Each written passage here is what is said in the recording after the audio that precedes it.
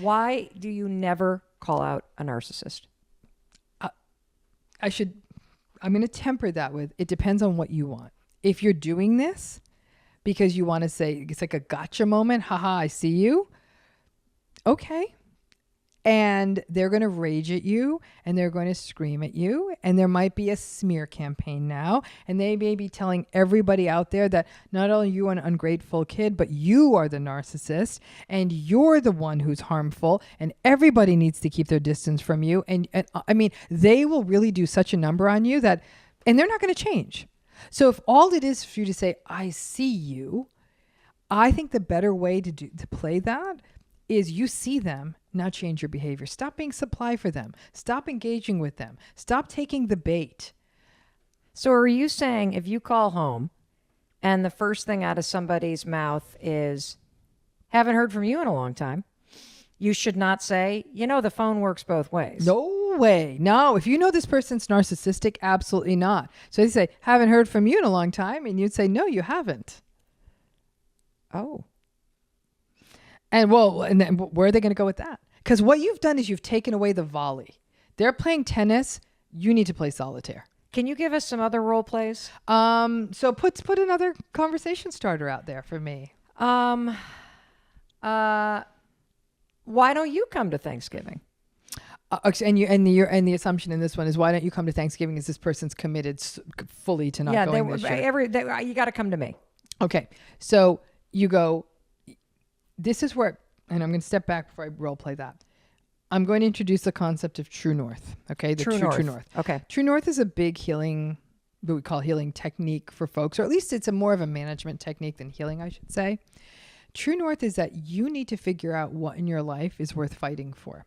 So maybe you're not going to Thanksgiving this year, not only because you don't want to see them, but it's your kids playing football that day. All right, and you do not want to miss that football game, or you do actually have a big deadline at work the Monday after Thanksgiving and you want to get it done. Or you said, tack with it. This is the year we're actually going to go you're going to go camping or we're going to go to Hawaii for Thanksgiving. Okay. Yep. Because that's what my family has always wanted to do. Whatever, your friends, you've decided to take a trip with your friends. Your true north is what is healthy for you. Okay. So you've got to be clear on that. It sounds like it's a balance between how much guilt can you tolerate. Right? Kind of. It is and it isn't, because the guilt is people feel guilt. People feel guilt when they believe they're doing something wrong. Oh. So to which I'd say, what did you do wrong? You feel guilt if you committed a crime. You feel guilt if you stole something. You feel guilt if you cheated on someone. So when my clients tell me all the time I feel guilty, I'm like, tell me what you did wrong. And that's when I get the pause. They're like, I don't want to go to Thanksgiving. I'm like, I'm sorry. So help me understand where that's wrong. Well, that's what they want. I'm like, I hear that, but how is that wrong? Because the axiom to that is not doing what they want is wrong. Okay. Everybody, did you hear that? This is a huge takeaway. So if the lights are going off in your head and you're starting to go, wait a minute, I definitely either had a parent that had some narcissistic personality, or I'm in a relationship with somebody like this. The reason why you feel guilty is because if you don't do what they say, that's wrong. Correct. That's exactly. That's what you were trained to believe. You were trained to believe that is. And if you had a parent like that, and let's say this is even happening in your committed relationship or your marriage, then that's another time when you were almost indoctrinated into believing not doing what another person wants is wrong.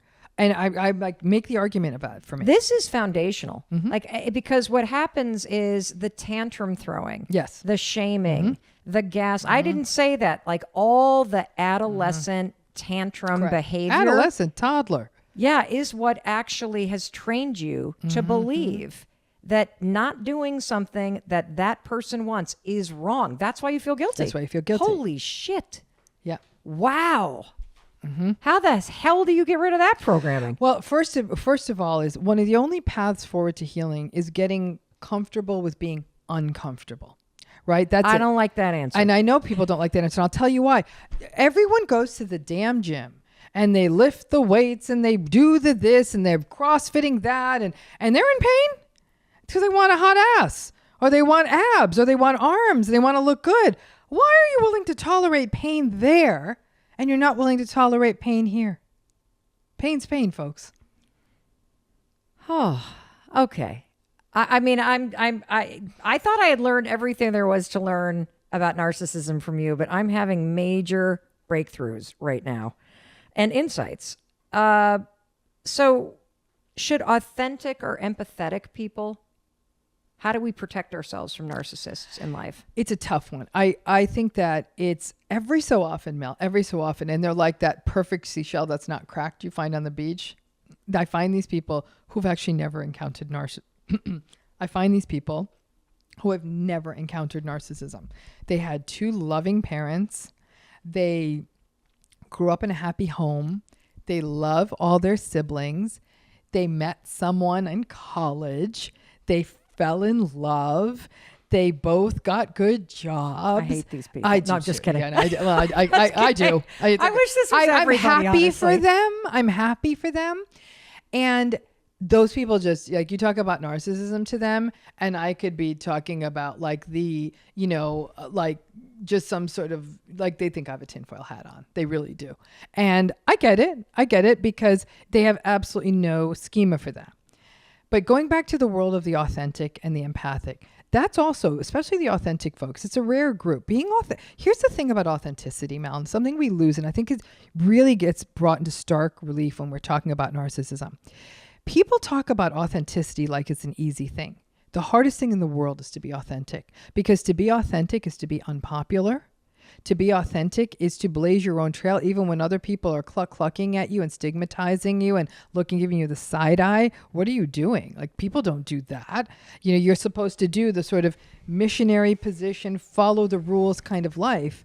And authentic people say, no, that's not who I am. That's not what I'm about. Authentic people are very clear on their values, what they stand for, what matters for them.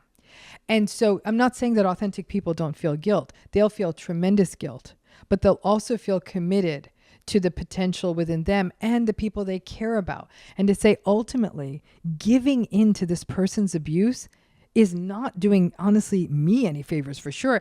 It's not doing my kids any favors. It's not doing the people I care about any favors. And it's actually not doing them any favors, because it's reinforcing them in this sick cycle. And I don't want to be part of this. So we've got to get away from the idea that authenticity is easy. Authentic people actually often have smaller social networks than other people, because they've culled away all the dead weight. They've cleared away all the branches that are dead. Like, they said, no, I will not have people around me that are unhealthy, that are invalidating. I mean, it is a brave stand, and it's not an easy stand. And some people say authentic people are selfish, they're cold, they're uppity. They'll really paint them in like, oh, who do you think you are that you get to do that? And all the authentic person is doing is trying to draw a boundary against unhealthy people. It is not easy to do, because a lot of people feel like you got to go, you have to put up with the unhealthy people. That's what we do. Families stick together and all that kind of stuff. And to which I say, no. I mean, why would we punish a person for, again, genetic bad luck for the rest of their lives? Is it normal for people to listen to you and start to worry? Am I a narcissist? Because I'm also sitting here going, oh my God, I kind of sound like this sometimes, like when I'm frustrated. Like, is this me? Like, now I'm starting to worry. Like, did this get like, is this my personality? So here's the thing. Not all of us, and sometimes even every day, have moments when we're not graceful. What we need to look at is how quickly and how authentically we make amends. So if you snap at someone at work, that you catch that, and within, very quickly say, that was not okay. I take responsibility for that. You were not responsible for that. I was having a bad day, but that's not your problem. And so I apologize. That when we do those things, now, no narcissistic person in the world is ever going to do that unless a publicist makes them, and then you can tell don't want to do it, or because they're trying to save face, or they'll say, my favorite, the narcissistic apology, which is, I'm sorry you feel that way.